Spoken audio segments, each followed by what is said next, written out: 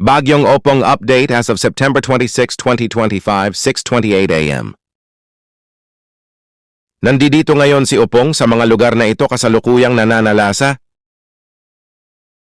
Antabayan na ng susunod na update kay Nando.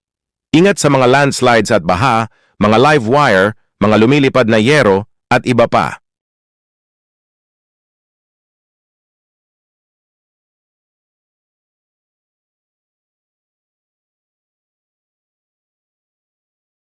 Bagyong Opong update as of September 26, 2025, 6:28 a.m.